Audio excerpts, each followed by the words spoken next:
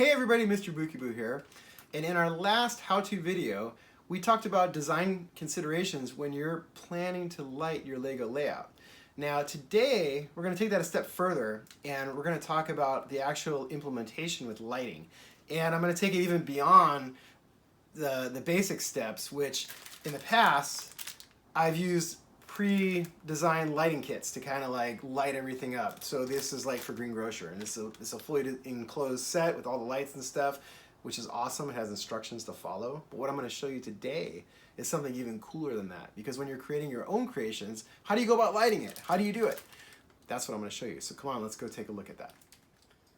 Now, as I mentioned, up to this point, all of my lighting has been done with official kits. So they're bundles of lights put together. They're kind of usually in a strand of anywhere from, 5 to 20 LEDs in a strand with different parts and pieces, and they all connect in, and they're designed specifically for an individual modular like you see here.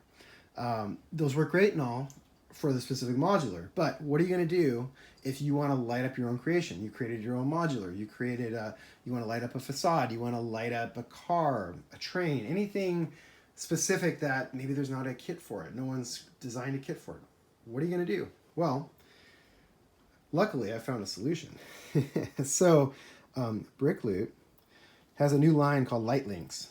And basically what it is it's kind of a modular lighting system that allows you to custom tailor your lights into whatever kind of configuration you might want. And I'm going to show you some examples of that in just a minute. Now, in the past, there were individual lights available, like from Brickloot. There's other, lights that you could get. Most of them, in my experience, are something like this. So you'll have the LED with a strand and a plug on the end. That's great and all, but all of a sudden, if you use a lot of these, what you're going to run into the problem of is, you got to plug each of these into a USB hub somewhere. And if you have in a modular, you could have, anywhere from 10, 20, 30 individual lights in there, or strands of lights, or however you do it. And so all of a sudden you need like 20 or 30 of these plugs. It's not very efficient, and you're going to run out of hubs, or you're going to have like 50 hubs, which is not very efficient either. So what Brickloot's done, which I think is really ingenious, is they've actually created a system, which you see in front of you here, that enables you to kind of attach the lights. You can do them end to end. You can do them however you want, really. But they all attach, and they're all modular. And so there's all these different parts and pieces, and you can customize it and configure it however you want. They've got 1x2s, they've got 1x4s, 1x6s, they've got rounds, little 1x1 squares. They're transparent, they're in white, yellow, all different colors. They have different colored lights in them, and the whole system kind of works together into this central theme, which you see right in front of you here. Now I'm going to show you, this is kind of like the main, like the key component of it. So they have these little adapters. So it's USB, so this is what plugs into your power source. And then this particular one has 5 plugs on the end. So this is great for like larger modulars that you're going to do for kind of construction and stuff.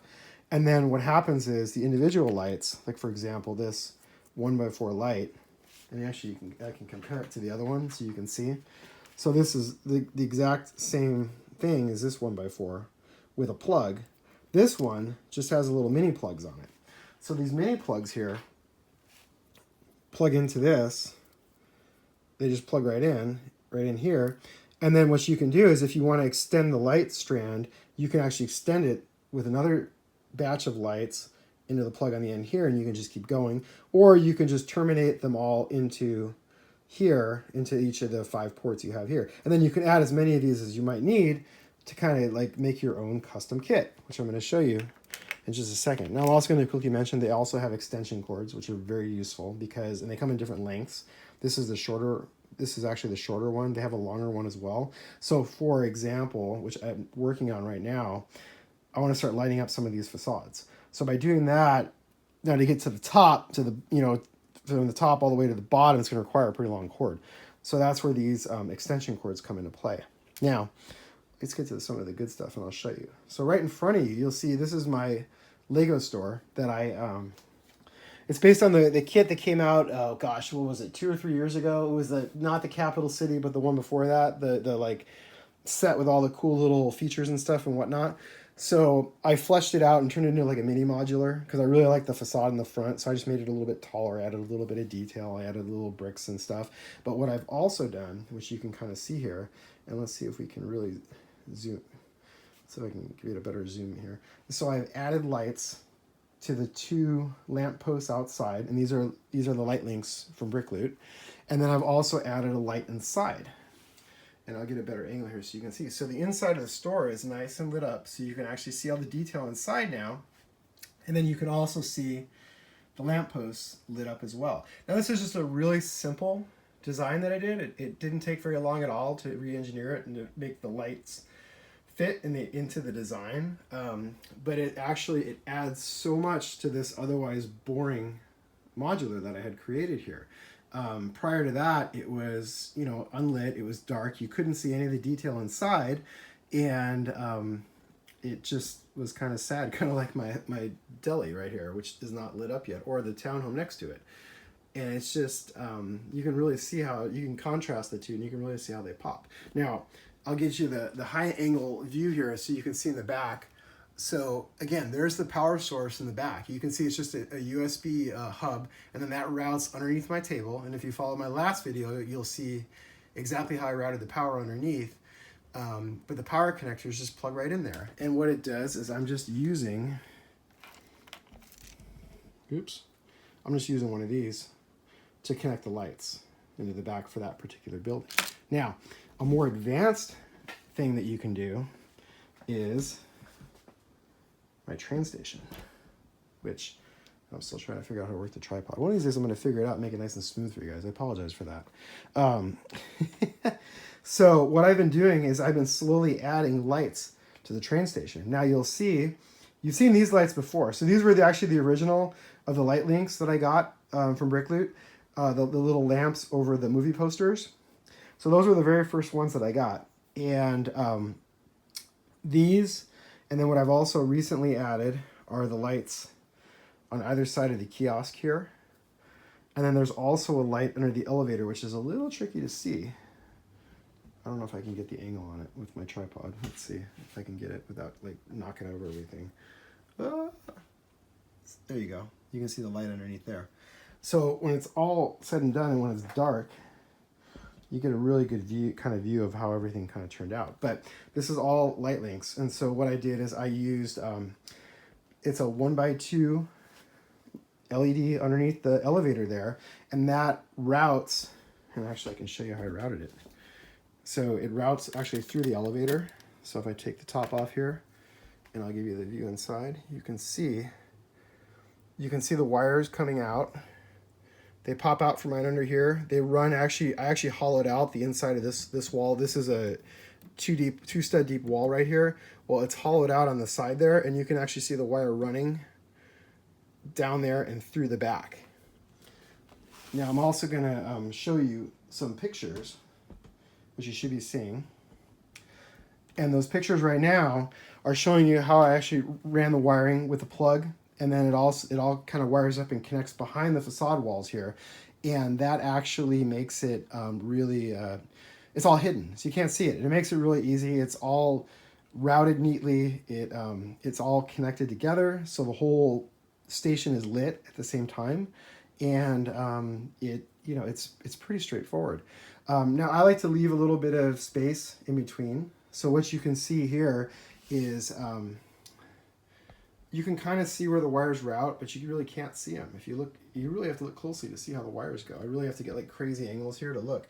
You can see them right there, and see that little gap? There's a little gap right to the left of the light there.